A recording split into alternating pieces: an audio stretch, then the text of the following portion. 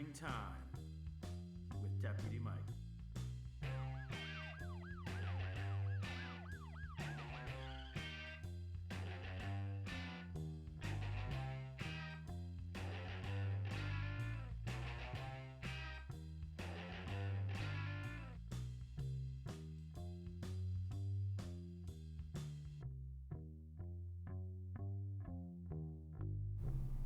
Hi, welcome back to Doing Time with Deputy Mike. I'm your host, Mike, and today we're going to be talking about Bigfoot, also known as Sasquatch, Hairy Man, what's Ohio? Grassman.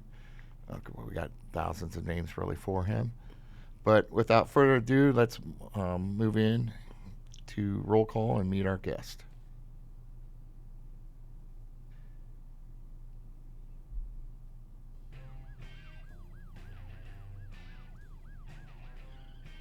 Grab your feet and take a seat. It's roll call time.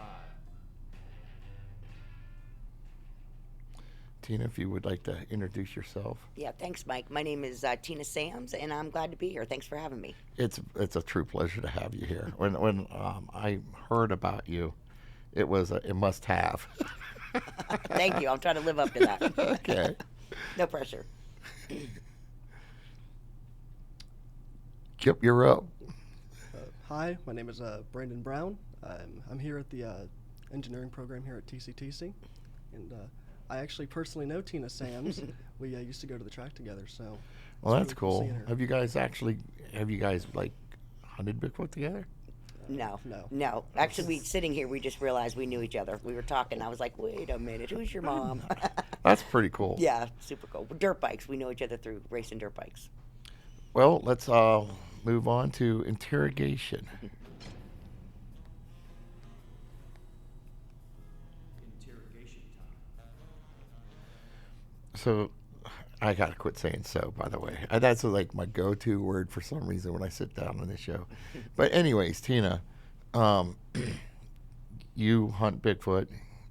You do it professionally. Yes, I would call research. More than Research. hunt, Well, yes, Yeah. it would be more research Yes. in that. Everyone wants to say hunt, Mhm. and that is actually a wrong term. But I guess if you're hunting for something or looking for something, but you are researching it. Go ahead and tell us how you started this. Okay. I always say to people that I was probably about 11 or 12 when I realized that other people didn't sit around at Christmas and Easter and talk about ghosts and paranormal and Bigfoot and stuff. So with that being said, I grew up in a very open family, and actually my parents lived in a very haunted house, and there was always discussion at the holidays about, remember when this happened, remember. So it was just something that was very open in our family. And then as my son got older, he's 23 now, it freed up a lot of time for me, and that's kind of when I was able to dive in a little deeper. See, now I'm going to have to bring you back for ghosts because I'm a ghost hunter. Yes. Oh, I spent a lot of time in lockdown, but It's hard to research ghosts at all. Same thing. I mean, not to get off of Bigfoot, but no, I enjoy both subjects. We're yeah. good. But you grew up in a house where strange things happened, and I think that's actually same here. Is what you start. You want answers.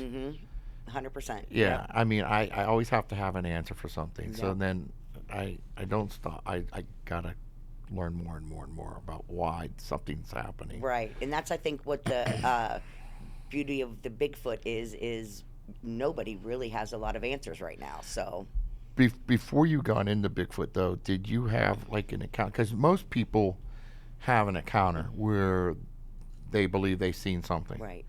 and This- your mind's trying to wrap around what you've seen, and yeah, and Yeah, and this is probably going to date us, Mike, but back probably like in the early 80s, I don't know if you remember all the Bigfoot hubbub back, Oh. and there was a lot like down in the East Palestine area and stuff. And Brandon, that's sitting here, he knows us through dirt bikes. My dad was a track promoter there, and we were up cutting a new track in the woods, and we were on a tractor, and something kept tinging on the tractor, which we realized was little pebbles.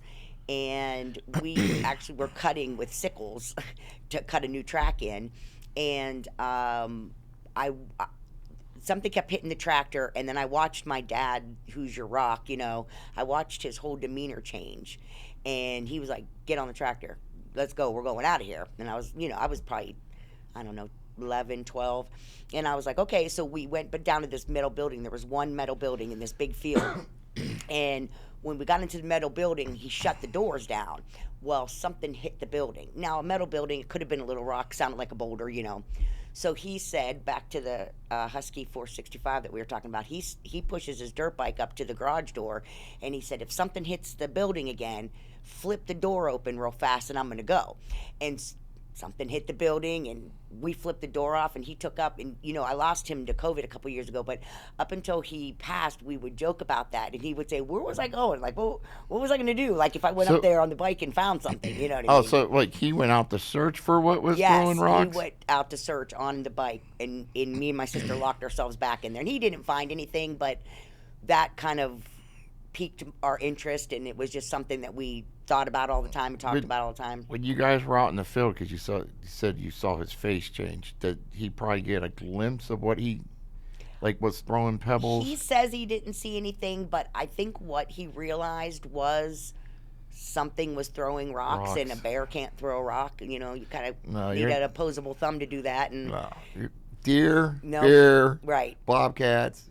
Lions. And we talked about the rocks were arching too. It wasn't, No, these things are not throwing. It wasn't an acorn coming out of a tree nor are hawks. Yes. Let's see, what do we got out there? All of Nothing the above. is arcing rocks at you. Yep. So I'd say that's when it started. So that's when something's going on here. Yeah. And that's how, truthfully, I mean, that's how it always starts. Mm-hmm. I personally know a doctor in this area, and I'm not going to say his name because I actually tried getting him on the show with us, but I do know that he saw something. He has been interviewed, but I don't know, because a professional, a lot of times, even, I mean, you get ridiculed, even now, and it's like, even in today where more things are more accepting and stuff, you still get ridiculed. Yep. That's kind of a good lead into the a project that I'm heavily involved with. It's called Project Zoo Book, which is kind of a play off of Project Blue Book, and it is a group of scientists and academians who we do these Zoom calls every couple weeks. So we can get into that a little bit later. But the premises of that is to make it less taboo. Right. So. Welcome, because we've been talking. But so where do you stand? Let me ask you where you stand. Yeah, Brandon, where do you stand? Are you a believer? Are you skeptic? I am a firm believer. So while I haven't actually seen him or her, whatever you want to call it, whatever. Well, there has to be hims and hers. Yeah, obviously. But well, I used to go hunting a lot with my pap, right? And while we're out at the property, every time, either early in the morning or late at night, I just got this overwhelming feeling that I was being watched. Like eyes were just burning into me. And I think my pap knew, because I used to be really skeptical of it, but him and I, we both turned pale. We paler than ghosts. We were terrified. We did not know what was out there. Let me ask you this, and I don't want to know exactly where you live because this is being broadcasted and you're a student, but general wise, in Trumbull County, do you live more out in the country? I live more in a suburban area. Yeah. This was Mahoney County, though, right? Or Columbia? This is Jefferson. Oh, this yes. is all right. So you're up north. South. South. Yeah. I'm sticking at you. Never mind. Well, either way, that's country, and people. It's funny. I mean, they sit here. We're on the border of PA first off. And really, once you cross these borders, it's not all cities. And you got Sharon, and then you go into really nothingness until you get up into Green, or you go straight across into Hermitage, and still Shenango's there's a lot of reports. Shenango, Columbiana County, like the Beaver Creek area. This is all open. All of it. Yeah. And people don't realize how much openness we really do have here. It's like they go crazy. Oh, there's a bear. Well, yeah, there's lots of bears actually. We have bobcats, possibly mountain lions. Yep. We have deer. We have bear. we have coyotes, we have wild dogs, and it's like And Brandon and I were discussing that if the environment provides enough food. shelter, food for a bear, you know. Oh yeah, yeah, and I have my takes on. There's so many takes on what Bigfoot actually is, and truthfully, I think because you got the UFO thing and all that, and I don't know about all that, but UFOs scare me. yeah, UFOs. But I'll go in the dark woods and look for Bigfoot. Yeah, well, that's a crazy thing. I mean, they almost go in hand too, because There's a lot of stories. there's a famous one up in Erie where they had was Bigfoot spotted first? I can't remember. I don't know if you know the story. With But the beams of light in the woods or whatever. well, they were on Presco Isle because that was a big. And this is back before Erie was a huge town. So this is all farmland. Yeah. And a bunch of teenagers went out there and got stuck in the sand. And they had somebody had to walk. And we're talking distance now to the nearest gas station, and where they saw, I think they saw like something land. But then that wasn't the only thing they saw, because after that or before that, they were having stones or something thrown up, and I can't remember which one came first. I Right. would actually say the stones, and then the yeah. somebody had a great theory that I heard, and I guess I never thought about that like this before. But we were on one of the Zoo Book calls, and we were talking about Bigfoot, and we were talking about UFOs. And somebody said, and like I said, until they said it, I was like, well, that makes sense. They said, so something landed, and everybody came out of their house or whatever to look at it. So what if Bigfoot was just in the woods? He would be He's curious gonna too. come curious Right. too. I was like, that's a great theory. Like, I never thought about it like that. So So is it that could connected? explain Maybe. that, too. Right. So I mean, it's just a theory, but Because supposedly, I mean, well, let's face it, you're out in the middle of the woods of no man land. He smells food, right. or he's gonna come check it Or out. that's their house. They're gonna Yeah. be curious. Yeah, And let's say in the evolutionary train they split off somewhere between well, this is where I was going right. with it. Yeah. because Between gorillas and us, there's going to be some intelligence there. I was watching a show. This is where I start to wonder, because we existed and we coexisted. There was us. There was the what is it? Gigantopithecus. Yes. The big ape, which wasn't. Which they proved by finding one tooth. Yeah. 1, 2. Everyone's like, then that's bodies, just it. where's Everyone's this? like, where's the body? Right. Well, look, you can literally go out in the woods, pass away, and no one's going to find your remains, because by the time the animals get to it and everything else, or somebody comes along and buries you, and if they bury you, you're never going to find the body. Right. Right. But this is what I found interesting about the program they were talking about. So we existed, the caveman existed, this thing existed, and they all had tribes they found. And we all actually interacted with one another, and they warred against each other, and they interbred with one another.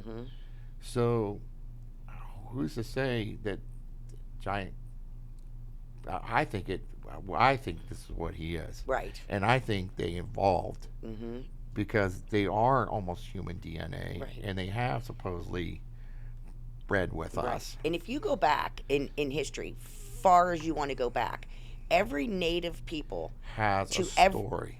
and gorillas, I think, what was it, 1900, where Americans seen a gorilla for the first time. So how are there totem poles in Alaska Looking with like an a gorilla. ape face? Or Exactly. and in a lot of the cultures, in a lot of And the not just native here. people, right? You go over all over the into world. Asia, and here's the thing. I think every continent except like Iceland or something. Yeah. There's histories of reports. They got elves, Yeah, or what's that? Fairies. Fairies, yeah. Yeah. Well, they believe they do have. They I'm scared of fairies too. Yeah, but I mean, all southern hemisphere, South America, Asia, wherever you go, Africa. Yeah, dating back centuries. Centuries before people talk to one another. And even, cave art and stuff. If you look, there's a coyote, a deer, a buffalo, a Bigfoot. I mean, it's just in there. They're in there, yeah. And it's to a lot of the natives, it's not a question. It's just It's fact. There To them, are- it's fact. This was passed down in their tribe. right. These are stories that they believe. Yeah. And you're going to come in and say, well, your story's wrong. Right. I think, don't hold me to this, but it might be the Navajo Nation, I think, actually has their own security force just to handle Bigfoot reports. I believe you're correct. I know, actually, I believe a couple different Yes. natives do. It's like, But I believe that's correct. Mhm. Because they've gone to war with the big hair. And there's stories. It's like you don't go, Alaska. yeah, that's their land, Yeah. that's their mountain, we don't go there. Yeah, Yep. where they'll tell you it's foggy, you don't go out in the fog, you don't go into those woods, you Yeah. don't go to that mountain. And if you think even Appalachia, there's a Yes. lot of Oh, gosh. rules like that right in Appalachia where if Yep. you heard a whistle, no, you didn't. If you know what I mean? So Yeah. I feel like these theories and, the lowland gorillas were just discovered by modern men in the last 50 years. Yes. And the people that lived there knew that they were there. It wasn't a question to them. It was a cryptid to us. Right. We didn't believe it. You know what I mean? But they knew they were there and they said they were there, and that's folklore, that's this, and lo and behold, they were right, and and Yeah. a new species of orangutan just was found now. Yeah, I You mean, know, they're so- finding stuff all the time. right. So you have to believe these natives that this is more than just a lore or stories, which stories being passed down. That's important. That's their history, and is, yep. it has to be stemming from something. So Yeah, and I mean, that's true. What are your takes? I mean, you're not getting to say much, so jump in here. So, me and Mike are chatty. You got to get in there when you can. well, honestly, I'm not really too sure. I mean, I've always believed in Bigfoot. I've always, really, I agree because these people have lived here generations, way longer than the European settlers have been here. How are you going to tell them that it's not real when they've been here way longer than we have? They know. And this isn't for We're just publicity. skeptics. Yeah. I mean, this isn't. I want to be on news because news didn't Yeah, because they don't exist. care if people No. believe them or not. Yeah. And you got to go back before we even colonized. I mean, or as we were even colonizing, you got Indian nations all throughout this country, Mhm. and they never have seen. This tribe's never seen that tribe.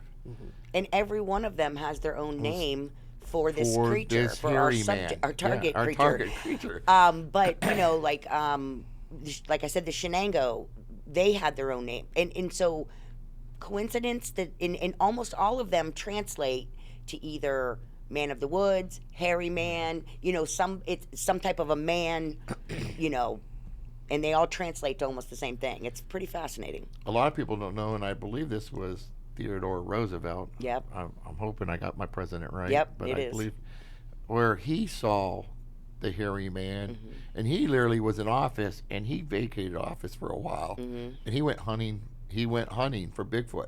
He wasn't in the White House.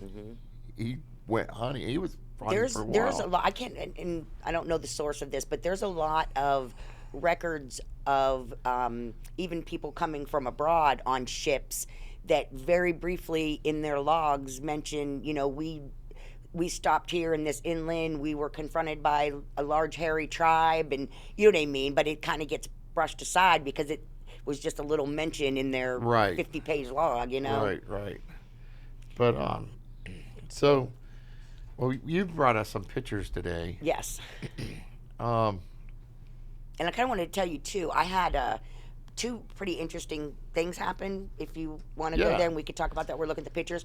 I have a camp in Salem. It's called Timishami, and there, you know where that is, Brandon? You're shaking your head, yeah.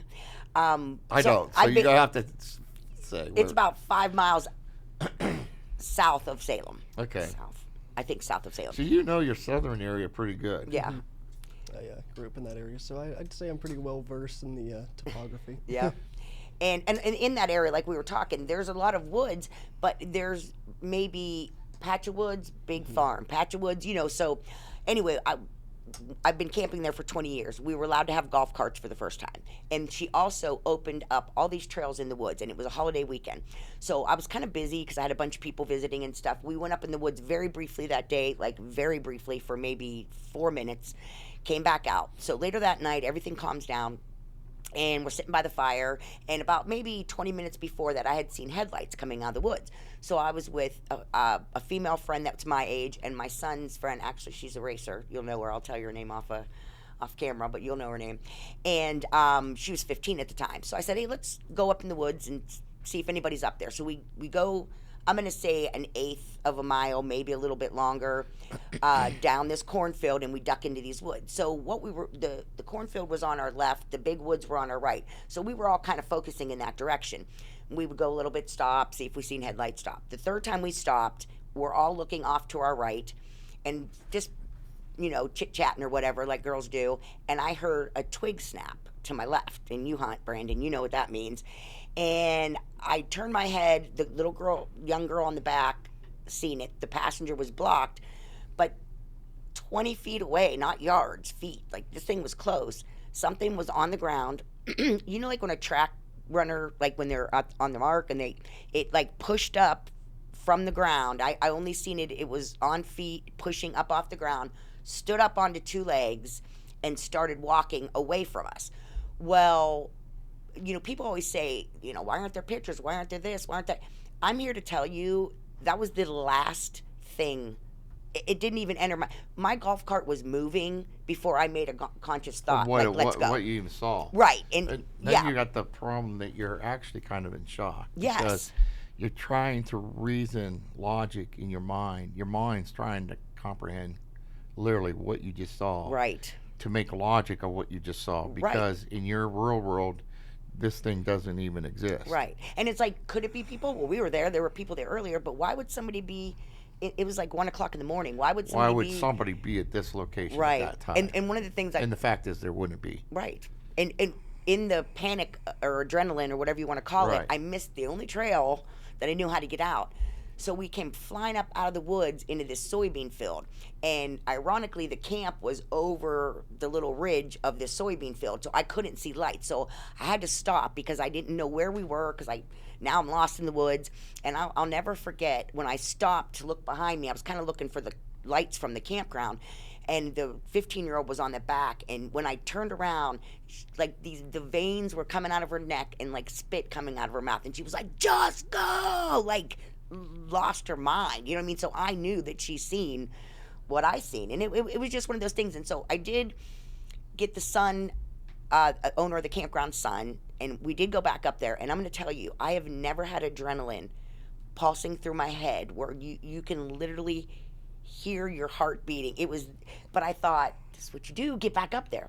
The soil was very, a lot of leaves and stuff. We didn't find anything, but it's still it was still an interesting story. Well, and it's a good thing. It's funny because you said soybeans, but some fields you think where something should leave a track, but like say a clover field, that clover actually acts like a sponge, and it's like that. You know how heavy this thing is. It's and if you've ever been to the Pacific Northwest, the woods, the ground's all that spongy moss. It absorbs it. It really does. Yeah. And some people don't realize that.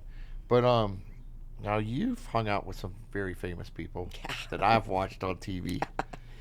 So we'll go through the pictures here. Okay. And I, of course, know what the town hall meeting is. Yeah, if you've ever watched the show Finding Bigfoot, every episode they do a town hall meeting.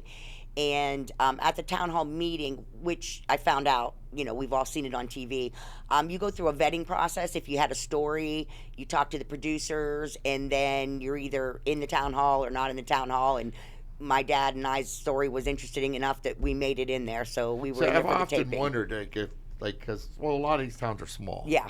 So it's like, do they let everybody in there, or do they process it first?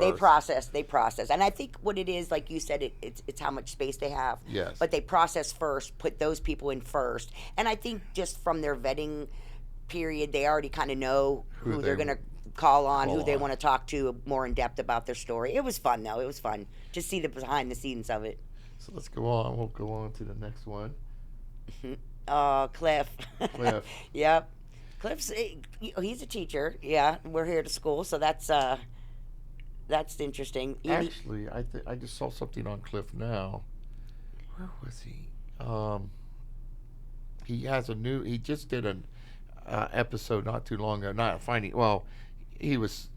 It's searching for Bigfoot. Yeah. But I'm trying to think where he was on his own. Yeah. I don't know if I've seen it. I just watched it on, was it Discovery or Travel? I can't remember. Oh, okay. I But don't know if I missed that. oh my gosh, I can't remember where he was. Yeah. Because it's weird when I you can't see even these guys help you. by themselves. Right. And I can't even help you because I don't think I even seen that. And whatever it is I you're talking about. always wanted, because they always say his name is Brockman. Yeah. Correct? Brackman. I think. Brackman. Yeah. Brackman. But my family on my mom's side is Barrickman. Oh, it could be Barrickman. Well, they always say, yeah, what you just said. Yeah. We'll just call him Cliff. Cliff. But actually, I believe it's spelled exactly The same. But Right. my family pronounces it as Barrickman. It And might I be always that. wish I could meet him and say, is your name this or is it that? Right. Because, mine is simple. It's gear. Right. But I I'm get Sam, so Greer it's and easy, this yeah. and that. And I'm like, well, I don't know where you came up with that one from. But anyways, yes. So this is Cliff. Yep. Do you Oh, ever... Renee. I love Renee. So, Actually, after I met everybody, Renee was by far my favorite person out of all of them. By far. And here's the thing. They call her the resident skeptic. That's just a part she plays. oh, well, see, I was going to ask you Yeah. that. It's like, they've came across a lot Right. of stuff. That's her bit on the show. Yeah. Yeah. So, I mean, there has to be a kind of a point. And She she was was our- good at being skeptical. Oh, she's great. But Yes. there's also a point in time like, wait a minute. Right. And then you have that image, and then you meet her, and you're like, wait a minute. Yeah, so now I was going to ask you, is she always really skeptical, or does No. she actually believe? I can't speak exactly for how her, but can I you would not say, believe it? I would say she believes, and I would bet to say she's had either some type of sighting or a very close Because experience. they're out there. Mhm. I don't know if they... Are And they, these guys are good. I mean, are they still hunting? I don't. I know Cliff and Bobo Or do researching. for sure, 100%. Renee, I think she more her main job, and then Yeah, because that was I just don't see Moneymaker here. Right? Yeah. Which, he is from Kent or Akron area. Right. something like Well, he went to school. That's He what actually it went to law school because of all the reports in Columbiana County. So he picked that school so he could research while he was going to school. that. Okay. I knew there was a tie-in. Yeah.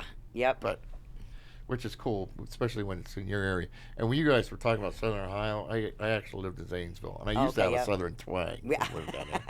But yeah, there's a lot of open lot. space when you get into Southern Ohio. And people don't realize No. Salt Fork area, the Coshocton area, Yep. all of that. that. Yep. Yeah, big time. And people don't realize there's spots down in Southern Ohio where nobody goes because nobody wants to climb down there nor climb back up. Right, right. So And everything's on a hill there, yeah. everything's on a hill. Yeah. So No, there's there's I've Bubba. always wanted to. Bobo's my favorite. Yeah. He's Bobo's gotta pretty much be. how you think he's going to be. Yeah, he's for sure. I would love to meet Bobo. Yeah, he's a good dude. He's a good dude. I mean, and they got so much knowledge. I mean, seriously, when you watch the show, Yep. Yeah. it's amazing. And I feel the need to defend because a lot of the shows, it's entertainment and people don't understand that. right. It's entertainment first and then the facts. So a lot of the stuff I would say that they did with lights or music, or that's not stuff that they do in their everyday research. No. That's the They're doing entertainment part of it. Well, you can't keep going out in the woods doing the same thing, Right, right. Because people aren't going to tune Right. into it. I personally But think the best thing to do. I would say they came up with some pretty cool ideas. Yeah, they did. Stu, I watch every episode. I'm there with you. But I personally think just if you're kind of isolated, like I told you I wanted to discuss what happened to us in Alleghenies. If you're kind of isolated, I don't think that you need to go looking. I think curiosity, We'll bring them in. and I think just find a nice isolated spot, set up your camp, start your fire, play your games, giggle, whatever it is you're doing, and I would say 95% of the people that have a sighting aren't people like me. It's people like Brandon who's on the way home from school and it crosses the road in front of him, and that's basically most of the sightings are just They really everyday are. people. And what's funny is some of the sightings you would never even think, well, why would you see them like this time of the day? Right. Why would? But I mean, there's sightings like they're like, oh, there's always somebody in a suit. Listen, like, and I'm going to say, And there are hoaxers. they're all 100%, there are, yeah. 100% there are. But when you have, trying to think what state this was, where they have the big earth things over the like. Moundsville. Well, they're like over the roads. They're up in the mountains. Oh, where the animals can It's travel across. across. Yes. Yeah. I But forget when what those you're are up called. in there where there is nobody living, there's no way really to get to that point because you're way down here on Right. the road. Right. And this camera, for wildlife purposes, catches some big, giant, hairy mass of a person, Right. bipedal, Right. walking across in the middle of the night. That's not a hoax. No one's going to throw on a monkey suit Right. and climb some Right. mountain that they could get killed on. And some of the, like you said, if it was a hoax, which we know there are hoaxers, when you're that isolated, the hoaxers are pretty much wasting your time because the chances of somebody, Catching a it. human, being Exactly. right. So And no one really knew. I mean, this is a government camera. right. So the public isn't not going to know that Right. there's a video camera up in this one location. Right, exactly. So if you, I mean, they do now hoax, because yeah. it's like, look what we caught. I mean, I could see the neighborhood kid running across the street in Yeah. a big, in a floppy Bigfoot costume or whatever. You know what I mean? There's that kind of hoaxing. But if you're gonna do something that elaborate, and if we get to the Olympic Project Nest, is something too. That's what they talk about there. If somebody was hoaxing that, sure picked a really crazy place to hoax it because the chances of somebody coming across it. It's almost like nil. Right, right, And that's what people need to understand. This isn't in somebody's backyard. right. This isn't in heavily populated areas. This is where they're out there in the middle of no man's Right. land. It's like, yeah, let me go put on a monkey suit. I'm going to go way out here where no Right. one's ever going to really see me. Right. And I'm going to build a nest. Yep. And I have a theory, and this is just, anything I would say Bigfoot related is a theory because nobody, we there are some things we know, but basically it's either your opinion or your theory until we have a subject and we could, you know what I mean? So it's all just theory, but I just lost my train of thought now. Go ahead. But here's the thing about theories. I mean, you can't really say Bigfoot's theory anymore because we do have shows like Josh Gates. Josh Gates Love has Josh Gage, yeah. collected a lot of evidence. And we're talking evidence over way up in the Himalayas. Right. People aren't going to go up into the Himalayas Right. and fake. These people could care less. Right. They don't have TVs like us. They're not into any of that. And that's what Brandon and I were talking before we went live here is that, he said, I'm a believer. I said, there are three categories: non-believers, believers, and knowers. Yeah. And me and him were discussing that. Like when you talk to these people, and most of them wish it would have never happened, had these, I was telling him, we do a lot of hunting and fishing shows. My friend Amy Boo, she's actually the founder of that Project Zoo book, and her and I, it's her gig, and I kind of go with her, do these hunting and fishing shows. And I was telling Brandon that, we'll sit at the booth next to the guy selling the lures in the little bass pond, and people come by, and I'm like, hey, you got a Bigfoot story? And they're with their buddies, and they kind of giggle. But every time, he's going to separate from his friends, circle back around to our table, and say, hey, I didn't really want to say this in front of my buddies, but, and I think the Canfield hunting fishing show and that one in the Alleghenies, I think we did an 87 reports just from those 2 weekends. And those are the people that are in the woods. Those are the hunters. These are diehard woodsmen. Yeah, and they they're don't, hunting. like, we talked to one guy, and like Amy and I both teared up talking to him because he was so emotional. And that's what I love about them shows. Hunting and fishing was his Christmas. That's what he lived for. If he wasn't hunting and fishing season, he was at a hunting and fishing show, and then he had an experience on his own property, and it wasn't like a super scary, but it was so emotional for him that he can't go back in the woods. And he literally teared up because he's like, this is what I've done my entire life, and I cannot. And he even sold the property because so most people that do have an encounter, whether it's aggressive or not, you're looking at something that's not supposed to be real. Right. And you're staring at it, and you're trying, like you said, you're trying to process it, and it know, alters you for life. What's even worse, I was just going to throw this little fact. I mean, it's not a fact, but funny, I guess you could say. Like, with us growing up, and you get the scary movies now. I mean, let's face it, I love camping. I love camping. Do you camp a lot? I haven't gone camping in a very long time. But all right, so you're out there, and of course, if you're out there long enough, your mind plays tricks, especially if you've seen Friday the 13th. Well, you can relate with the hunting, because we were also talking about that, how what a different beast it is when you're out there an hour before Yeah. dawn. Every the dark. noise you hear, it's like, You're what was hearing that? all kinds of crazy stuff. You know, I can see where the hunter is coming from, why he's afraid to go, because it's a lot of uncertainty. I mean, you got to think. I mean, I necessarily wouldn't take a pot shot at it if I saw it coming. all right. towards So me, but wait, you you're don't- a hunter. Yes, I love to hunt. So Look at things. have you ever heard anything crazy out in the woods? Oh, I've heard screams. I've heard like things like big footsteps. You wouldn't hear that from a deer, not a bear or anything. It's more like just 1, 2, not like 1, 2, 3. 4, Almost 1, like 2, you 3, feel 4. it, like a Like thump. you can feel it, and you just want to tell yourself, "Oh, it's just a really big deer." Or, "Oh, it's just a truck going by." But deep down, you just know. And we were it's discussing something. off camera that you're sitting there with a loaded weapon because you're hunting, and it's still, you scary. still don't feel, yeah. Because you don't know what's going to happen if you take that shot. Is it just going to shrug it off, and now you got an angry? Well, that's just it. And I've had a lot of reports of people. We have this really good story. This guy was bow hunting, and he was on a ridge up in a tree stand, and he sees a bear, black fur going through, and he said he thought to himself, "Boy, that's the biggest bear I've ever seen." And he had a crossbow with a scope on it, and he lifted up the crossbow. Not to obviously shoot, it wouldn't even went that far. To but look at it. To To look at it, and when he got focused in his sights, it must have noticed him, and he said it made an OSH face, like it dropped its jaw, and he gave us a description of its teeth, its lips, its ears, its forehead, that it was definitely a male. I mean, he looked at it long enough that he's seen crazy details, you know. Well, and that's just it. And there's been plenty of, hunters with them in sight, they're lined up on it. And as an officer, you know, when you're talking to somebody and that emotion, I feel like when I yeah. take story, you can't fake that emotion. I mean, you can hear the fear and the emotion in their someone's- voice, yeah. like they're reliving it as they're telling you the story. I mean, it does Yeah, something to I mean, you. you can tell.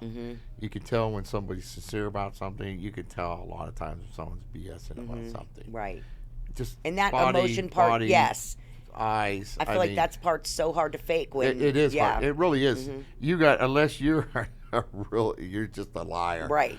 I mean, your whole life is a lie. Then Right. you got it pegged. But if you're anything but, you're not going to be able to Right. fake that. Right. And yeah, I mean, and besides that, you got your scopes lined up. You're gonna I'm out bear hunting, Right. Deer. but or whatever. But you got this big massive thing, and then you turn, and all of a sudden it's not a bear face looking at you. It's almost like a human face. And I was going to say that. Two things. A lot of hunters say, if I would have took a shot, it was just going to make them mad. And the other Or thing I'm is, committing murder. or it looked too human, and I could have never pulled the trigger. Yeah, 'cause- I've heard that over and over again. I mean, how do you really shoot Yep. something that's looking back at you that could be your person in a monkey suit? Right. Then what? Right. Right. Well, I just killed a person. Yeah. Can I share my Allegheny story? Yeah, with let's you? go. Well, yeah. Okay. Um, what you got? Yeah, this is the Olympic project. We'll talk about that in a All minute right. because those go with those sounds. Do we have time? How are we Yes. on time? We're Let's, good? no, let's go into Just the because Allegheny. this is something that to me is very profound and to the people that experience it with me. Okay, so ironically, I had sent the information that we got interviewed for the Wall Street Journal. And actually, it was supposed to be a story about festivals, and it ended up a front page thing. It was a big deal. So we were meeting the reporter from the Wall Street Journal and a photographer from the Wall Street Journal. So we were out in the Alleghenies by the 666 area. Once we turned off of the paved road, actually we seen a bear on the paved road. I mean, we were out there. It was probably 25 minutes to the spot through the woods. So we were out there. So the next day, the people from the Wall Street Journal were coming, and we already told them like we're the world's worst Bigfooters because nothing ever happens to us when we're camping, and because we're not going to lie and fabricate it, Yeah. but you know. So we were kind of in setup for the Wall Street Journal mode. Getting the reporter wasn't like a huge camper, so I was trying to put up an easy up and some tables, just make it a little comfy for him. So we didn't have recorders out. We didn't, because we were going to do that the next night when they got there. So we sat around the fire for a little bit, did a little bit of hiking, whatever. So we go to bed. So it's I'm a little bit bougie. I was in my van, and then my friend Monica was in a tent right next to me. My friend Amy was maybe 30 yards from her, and then our friend Kevin and his daughter were just hammock camping. They were at least, I'm gonna say, 50 yards from we were. Okay, so we all go to bed. So you guys are kind of spread out. We're kind of spread out. The one girl was right next to me, but we're basically spread out. Yeah, you're all spread out. So I'm in the van, and I had woke up to take care of some business. That's how I know I was awake, and that's the only reason I mentioned that. I laid back down, and I'm in a van on a cot in the van. So I laid back, just got horizontal again, laid back down, and all of a sudden I start having, like, at the time I said a medical emergency, and all of a sudden I start feeling this, and you know, if you take your sense of sound, because I couldn't hear anything, take your sense of sight out of it because I couldn't see anything, so it was just me in this pitch black woods in this van. I start getting this, what I thought heart palpitation, but I don't even know what heart palpitation feels like. But I felt this this pulse from my head to my toe, like I didn't know if it was my heart, and I remember putting my hand on my heart, and it was very rhythmic. And if this sound was a feeling, if that makes sense, it was like dum, dum, but I could physically feel it from my head to my feet, and I'm starting to panic because I'm like, oh my God, I am like an hour at least from any hospital. And I remember putting my hand on my chest, and I'm thinking, is it a heart palpitation? Am I having a heart attack? But I was thinking, why do I feel this all the way down to my toes? Like my whole body felt it. So it was very rhythmic. I'm not sure how long it lasted. Right at the end of it, it was boom, boom, and then it went dum, dum, dum. I very distinctly remember feeling 3 quick ones, and then it stopped. So now I'm having a medical emergency panic mode, so I'm trying to get back to sleep. Probably about 15 minutes later, I hear all this ruckus outside of my tent. I come out of the van, or outside the van. I come out of the van. The other 2 ladies are up. The one lady was like, I'm going to, use the restroom or whatever. Just stay out here, keep the lights on or whatever. Tells us about this scream that wakes her up. I don't hear the scream. So the 2 in the tent are discussing this scream they heard and whatever. It shook my one friend so bad that she went in her car. She didn't even get back in her tent. Okay, so I didn't mention anything about what happened to me. So the next morning, we're having coffee, and they're talking about this scream that woke them both up, and it woke the dog up that was with us, and the dog was growling and blah, blah, blah. So I'm waiting, and nobody says anything about this. So when they're done, I said, well, in other news, I think I have to miss this whole Wall Street Journal thing because I need to drive back to town. And they're like, what happened? I said, I think I had like a medical emergency last night. I don't know if it was my heart or what, but I've never felt anything like that. And they're like, what happened? And I was like, it was this. And as I'm describing it, the 2 girls that were in the 2 separate tents, I'll never forget the looks on their faces, both whipped their heads around. And one of them said, oh my God, I felt that too. And the other one said, oh, I forgot about that. So they both felt it. And I'm in a van. I don't know what it, because a lot of people were like, do you think it was infrasound? I don't know. That's what I was sitting here thinking, because supposedly they could put out an infrasound. Right. Which, I don't know if you know what that is. Think about a lion roar or an elephant where you can physically feel it. It's that low vibration. Yeah. Yes. But it also, if it's like where it comes from is like a pitch out of our hearing pitch. Mm-hmm. It can actually make you sick. And they can zap deer. Yeah. Like they can send the infrasound to a prey animal. See, I have a sensitivity to the sound of electricity. It's weird. Not a lot of people have it, but right. Like certain electrical signals, like I can hear them and it physically like gives me a headache. I feel nauseous, so I definitely know what that it could feeling be. is. Yeah.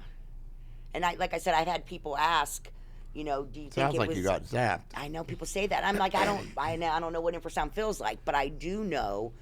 I never felt anything like that before in my entire life, before or after that. 2 other people that were not in my van felt the same thing, and It was the same time they about gave a month the later, whoop or whatever. yeah, I told my friend, I said, I've been having nightmares, both of them, all 3 of us.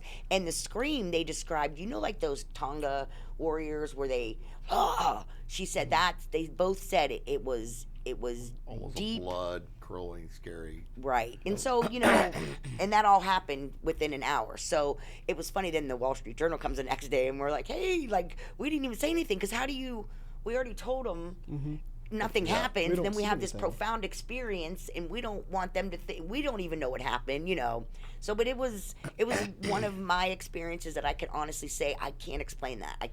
We looked up fracking.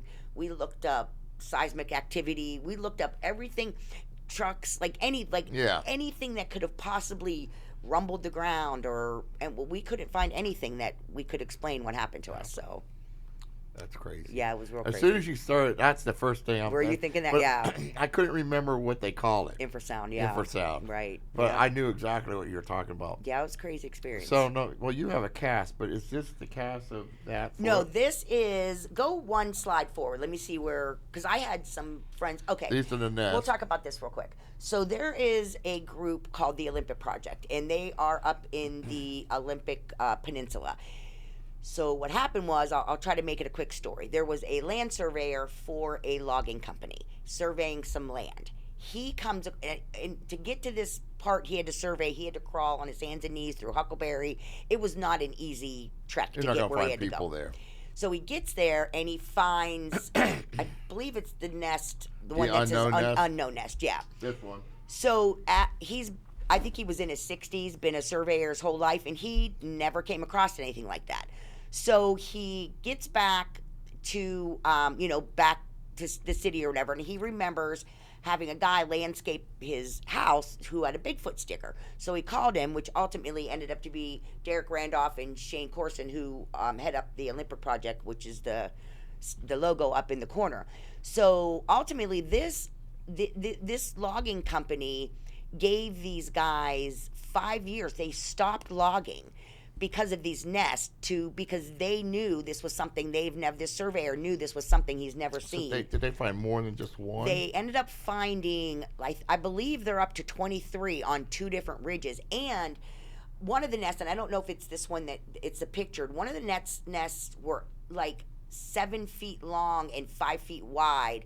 And the huckleberry branches were woven together, meaning if you grabbed an end of the nest, a big portion of it would was move. woven. Yeah. And then the huckleberry trees around it, where they plucked the branches from, some of it was 9-10 feet off the ground. Like the people that went, they couldn't even reach to where that was. And there was also So these aren't tree huggers in the middle of nowhere No. just making nests. right. So anyone's Right. thinking that. And there was also support sticks that after the huckleberry was all woven together, there was support sticks.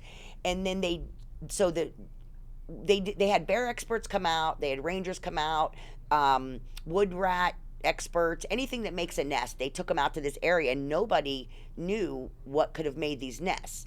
And then, hence the group that I'm in called Project Zoo Book, we have some primatologists that are in our group, and we flew them out there. And when they came back from that nest area, they were pretty stunned at what they seen because You're thinking gorilla nest.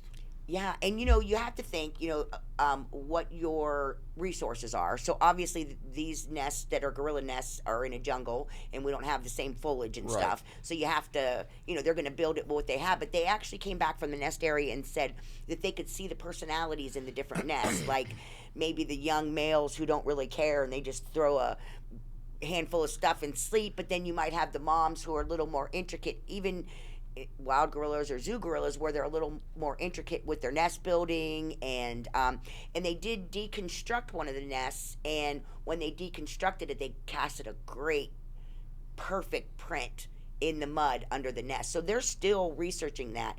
And some of the audio clips that we sent you guys that we're going to play, that's all from this area. And these guys have been doing like long-term, like 5 years of long-term recorders left out there unmanned, and they go check them and change the batteries. And so I know some of the sounds that we got that we're going to play are sounds. Where's the Olympic Peninsula? Where's that? It's the almost the top corner of Washington State. Yeah, you know how it has that Going part almost that like goes into up. Canada. Yes. Yep. Yes. And this area is behind 2 locked gates that are like a mile apart. It's just not an easily accessive area. They've never there's seen nothing there. And There's no reason for somebody to go out yeah. there. And in their 5 years of researching there and recording there and all that, they've never seen a human there ever. Not even a car, to be honest with you. So this is ongoing. Right now, they're still up there. They're still getting audio from there. And let me tell you, here's the problem. People say other thing I wanted to touch on was eDNA. I don't know. Are you familiar with eDNA, Brandon? Not at all. You know what DNA is, right? Yes. This is environmental. This is environmental DNA. So, Brandon, they can take a scoop of water out of a pond or a lake, get the DNA to every single fish, deer that drank out of that bear. It's in there. So they can, go ahead. I've heard of this process because I was watching a video about the Loch Ness monster. Yes, and how they were found talking the about eels the eel DNA. Yes, and so they can do that with dirt. They can take dirt samples underneath these nests and do the DNA. But let me tell you what the problem with that is, Mike. There's a database with all the animals in the whole world, okay? So they collect some of this DNA. They send it through this database of all the known animals in the world, and it either comes back human contamination or species unknown. Yeah. So what, or like, unknown primate. right? It's like a 3-thing category, yeah. And so I know people want answers, but people are getting evidence. There's 100% physical evidence out there. It's not cheap. Like, what are you going to go to the lab and say, "Here, I think this is Bigfoot hair"? This is expensive stuff, right? So even if you say something's eaten my chickens and it left this hair, and you fabricate the story so they will check it, it's super expensive. Expensive, yeah. And then if it's not in the database where they ran this hair through, well, you just wasted your money because it's not matching anything, And really, to me, when they say that, it is matching because they're coming to the point where here's the problem. The problem is they got all this evidence, and it's pretty much almost the same thing, saying the same thing. The problem is they don't have something to put to it. Mm-hmm. So until they have a face, so to say, to put with this. Unfortunately, probably going to take a body. I don't want that to happen. Yeah. And if it does take a body, I hope that he died of natural causes of old age and they just happened truthfully, upon it. But I believe these things because there was a place in Alaska, and they're thinking that they found a burial ground. mm-hmm. And if they are anything like us, they probably do bury them. Mm-hmm. Or if you go back even further, because some people think they have the ability to make fire. Mm-hmm. So if that's the case, they're burning their bodies like they did in the old days. Mm-hmm. And you're still not going to And find like you anything. said, our soil here is one thing, but what's that? A perpetual rainforest, Yeah. up in the Pacific Northwest. That Oh, yeah. stuff just doesn't last there. No, Between the climate and the Bacteria. animals and I mean, oh, yeah. If you passed out there, well, there is people that pass out there, and they're never found again. Same up in Alaska. right. I mean, there's just places in this world you go, and this is just an interesting fact I like to share, and my numbers might be a little off here, but let's say in the state of Washington State, okay,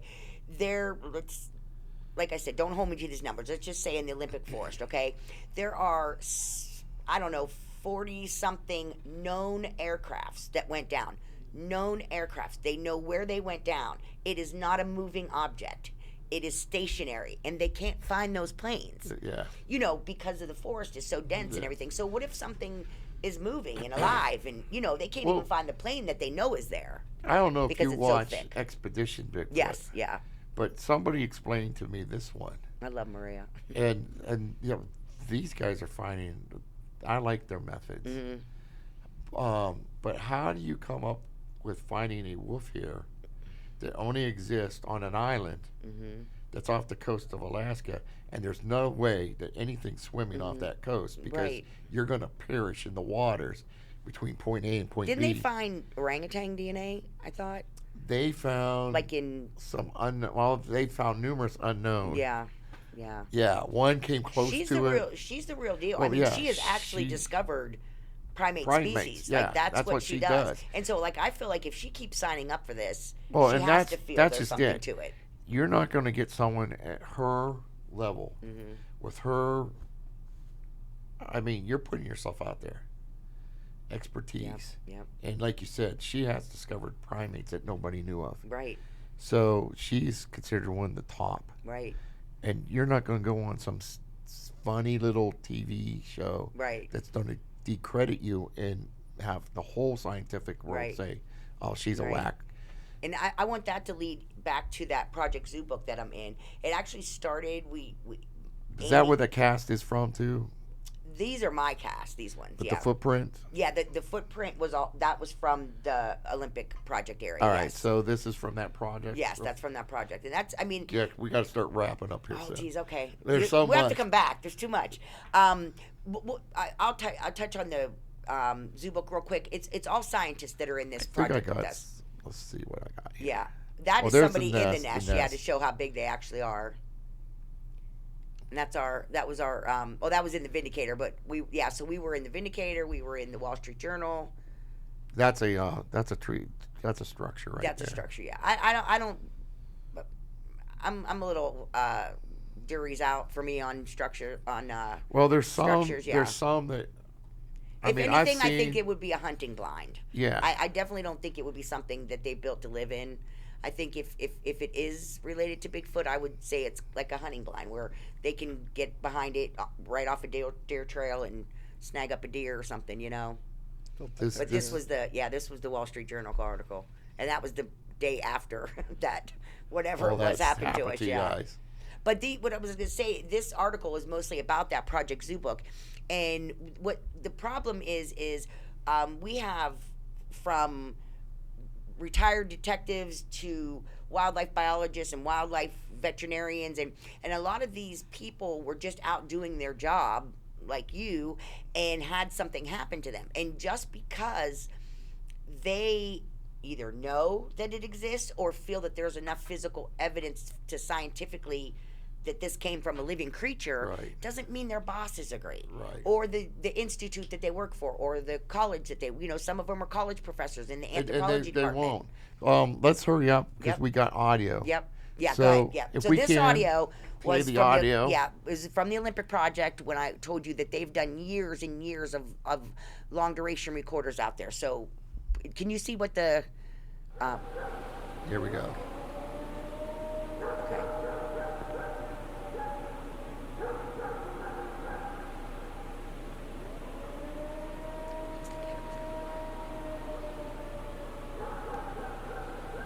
Brandon, if you heard that in the woods, what would you do? Cry.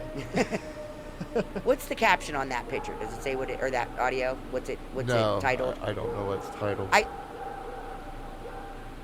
All right, go to the next one and then I'll. Okay, that might have been the. Okay, That one would scare the heck out of me. I think That's this is the deep. one that gets an answer too. I mean, those sound like howler monkeys, right? Yeah. Except bigger. Way bigger. And a whistle. There's your whistle. I mean, I know for a fact I've heard a whistle out in the woods Yeah. like that. I don't see how a human could do a whistle this loud. Unless you had a My megaphone. grandfather could do whistles. or the duration of some of these screams. Like I don't know if you've ever listened to the Ohio how Yeah. long that thing is. You know what lung capacity you would have to make a vocal that deep and long. And that's just, I'm sorry, that's scary.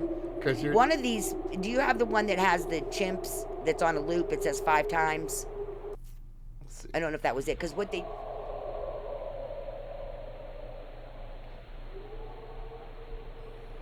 I think this is the one that gets answered from it.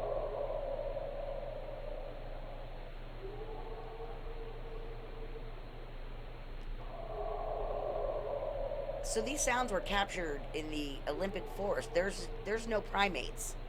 That I mean, Folks, we have escaped orangutans that somehow got way up there. yeah, I mean, and one of these is a loop where they play chimps and that back and forth, and it sounds identical. Like how, and these are unmanned recorders, miles deep in the Olympic forest. Is this that's a wolf. This is it. Now that's the one they caught in the woods. Now the next sound is actual chimps, I think. Let's see. I think they looped it like.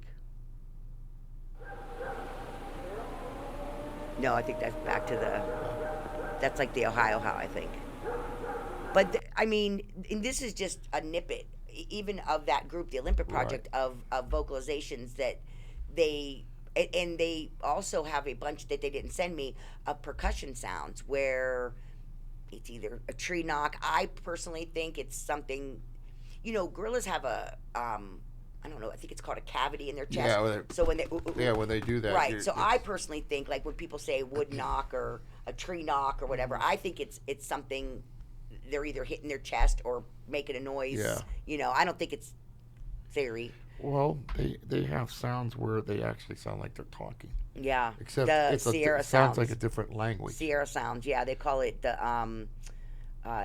not ninja. What do they call it? Something like that. Something like samurai, that. Samurai warriors. Yeah. Which is. And I know that I've met them too. I actually, the guy that Ron Moorhead that recorded that, I was invited to a pretty exclusive Bigfoot camp out up in Washington State, and I'm sure you've heard of Peter Burns. Yes. I got to sit in the morning and have coffee between Ron and Peter Burns. Just like it was fascinating. Well, before we wrap up here real fast, let's tell us about your cask. Can you lift it up for us? Yeah, sure. Okay, this now, Bigfoot people, don't make fun of me because this was actually my first. Where you want to put it right there? Yep. Okay, this story on this one is we were camping at Beaver Creek, a little Presbyterian church down there. We rented it, and a friend of mine I got up in the morning. He told me that something pushed into his tent and touched his head. And right outside of his tent was a little impression in the grass. We looked around a little bit. We were right on this big ridge line where the ridge hit the field, and I found a print. It was buried in water, and that's why this is so bad. But in person, I wish I had the picture to show you. Well, and I it could lost, see the digits. Wrong side. We lost a big chunk right there, yeah. But this was submerged, but we tried to cast it anyway. Yeah. Literally 30 feet, and the hill was pretty steep, and there were grass impressions. I think they measured them. Don't hold me to that, like 54 inches or something. But the way the grass was pressed, the impressions it was going back up the hill. So that was, and like I said, wrong side. I lost chunks off of both of it. And then this one is also in Columbiana County. But this was really muddy when I took this one. But we were on the cornfield at my campground, and something growled, like a deep growl. And the two ladies that were on the cart with me didn't want to have nothing to do with it. So I was like, let's just wait. And they're like, no, just go, because we were pretty far from the camp. So the next morning, I jumped on my golf cart and grabbed my girlfriend, and we drove back down there. And when I got there, there was a golf cart with a little kid on it. And I was like, babe, are you okay? And I heard somebody from the woods say, yeah, we're just picking berries. So I said to my friend, I bet you we got growled at by a bear. I said, look, this is all blackberries all along here. And as we're saying that, I went to go, oh my, and she goes, I see it too. And this print was right there. Right where we heard the noise, right next to some berry bushes. Oh, no, there it is, yeah. But I'm not the greatest. I've been practicing with my plaster cast to get better. I would have bad, no yeah. idea even how to do that. Yeah. So. But, yeah, and what to me, what makes it interesting is both of these have a story with them. And I think when you have layers, and that's why it's so important, people that are listening to this, if you've had a story, tell somebody. Let them document it, because it's like a crime scene puzzle. We can put together information if we have little nips from everybody, and then it creates a story. Right. So we have to move on to That's Embarrassing. Brandon, it's on you. Oh, man. She's throwing you out there. Embarrassing. Oh, let's see. Embarrassing stories. I mean, I got plenty. I got tons. Give us a good one. Let's see. Man, it's going to be hard. I got like a whole data bank worth of them. So, let's see. I was out at Wayne National Forest, right near Columbus, near Coshocton, really. Okay. And we were on a riding trip, and we're out riding. And this one guy we ride with, I won't tell you his name, but he's very talkative, and he's always trying to show off these skills I had to learn. So he said, oh, I've been working on clutch control on my bike. So he's keeping like on a hill, and he's got the clutch out, and he's like staying still. So I'm like, you know what? I'm tired of listening to you talk, so I'm going to do the same thing. I go up to the hill, I let it out, and I do it for like a second, and I let go of the clutch, and the bike goes whoop You looped up into it. the air. Did you loop it? Nice. What'd you break though? Did you break something? No. You Not didn't your break- body. My your dignity. Bike. Yeah, My your dignity. Yeah. Well, that's good. All right, so the bike didn't get damaged. You didn't get damaged. No, my dignity and my confidence in my riding ability. You were able to walk away. That's always a plus. Yay. Good story. Good story. What do you got, Tina? I was trying to think. I got some that I can't share on a school thing. Don't we Let all? me think. Well, it's kind of okay. We were up at Linesville. We were feeding the carp, and we were buying a truck, and there was a bunch of seagulls, and I was afraid they were going to poop on us, and we had to go back to the dealership. So I got this great idea that I was going to ball up the bread and throw it backwards, so the birds would all go there Follow and not it hover. away. And we'll just end it by saying the bread landed on the road, and then there was a lot of feathers, and we'll just leave it there. And it was so sad. The kids were crying. People were sorry. hiding. They're grabbing their kids and hiding their faces. It was so bad. I felt horrible. I felt horrible. Oh. Does that count, Mike? Oh, I shouldn't be Oh. laughing, but it's funny. You know what that reminds me of? Me and my pal were talking about birds because I wanted to get into bird watching for a while, and he was telling me about how we have a lot of ruffled grouse in the area. Yeah. And first time I saw one, he's like, "There's one right there in the road." Truck comes by, Slammed it. wow, Yes, gone. yes. You're like, just oh, feathers. That's so sad. We just looked at each other. We didn't know what to say. There's not really much you can. Right. Same my situation. So now we're going to move on to the shout out. So you can shout out to. Okay. Yep. Well, I'm going to shout out to Project Zoo Book for sure, 100%. It's a great group of people every single week. It's mind-blowing. Shout out to the Olympic Project. And shout out to Timmy Shammy and the owner of the campground, because she just let me do a podcast there, Oh, that's filmed a cool. YouTube thing. She's all on board with the Bigfoot stuff. So shout out. And all my friends and family before I spin the big wheel. Well, I want to shout out my friends and family. I want to shout out my stepdad in particular for getting me into I want dirt to bike shout out riding, his so- stepdad, too, because I know him. Hey. I'll shout out to says your hi. dad, too. I don't know you, but what's up? And his mom, yeah? Yeah. For sure. So I want to thank them for getting me into dirt bike riding and just Embarrassing himself. Yeah. and, yeah, Yeah. letting me embarrass myself in cool ways. So good. Well, I have a shout out for my midnight crew. We only have a few episodes left. That's the seniors. They're a great bunch, and I'm going to dearly miss them. And there they are, working hard. Yay! What a great group They of people are a here. great group. They are. They're very are. professional too. I'm very impressed. You know what? I cannot say enough from the students. Yeah, this whole place is very impressive. If you're thinking about sending your kid here, come check it out. This Mr. Posoka gave me a tour. This is We, very impressive here. We started with 2 old microphones. Yeah. And a couple old headsets, and here we are now. Right, you got a whole new Yeah. studio next door there. Yeah, it's very So impressive. It's awesome. It's awesome. Let's see. Let's move on to things to know before we go. Things to know before you go. So, well, you're a busy person. So, anything big going on in your neck of the woods that you would like to share that people can come out or take part in, or Bigfoot related? anything like Oh. like fish fries? What? Yeah, I got a good one. I'm a Zumba instructor and I teach 4 classes a week. Look me up on Facebook and come to my Zumba class. We'll dance together and talk about Bigfoot. I'm glad you said that, because before you leave, and you juggled my mind, you actually had an old student that I just met down. I don't know who she was coming to visit, but you met. She started coming to. She was getting married. Okay. She invited you. I forget what her name is. I'm sorry. That's like okay. I said, I'm bad with names. Maybe it'll ring a bell if you tell the story. Her mom's here, so. Anyways, she came to your classes to lose weight to fit into her gown. Oh, and fun. actually invited you to her wedding, and you guys had a big Zumba out on the wedding floor. Oh my gosh, I'm at a loss. Sorry. And it's been a Sorry, I while, can't think who it is so right now. but she thinks very highly of you and loves yay. your Zumba. Yay! We have a good time. Things before you go. Things to know. You before know we anything go? anything going on? Not really. I'm a pretty uneventful person. But hey, if you guys get any of you go riding, any of you listeners, hey, hit me up. I need more riding buddies. Yeah, I'm gonna send my son your way. Well, you know what's sad is I think every day before I do this podcast, I'm like, what's going on? And then I forget when I get here. Right. I am going to have one more game night, which will be the 11th of next month. So this was it for you seniors. Please come on out and join us for game night with the deputies. We buy the pizza, we buy the pop, water. The popcorn, of course, is donated by the Hotspot. They're awesome. Come out and join us. And I think they have my email address. I was going to try to put up here because I want to know what you guys want to hear. I want to hear from you guys.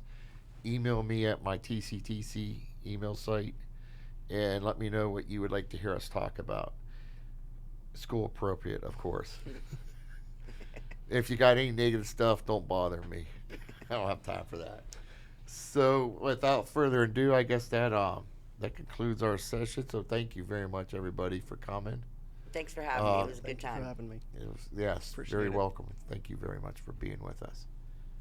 This is 22. I'll be on service.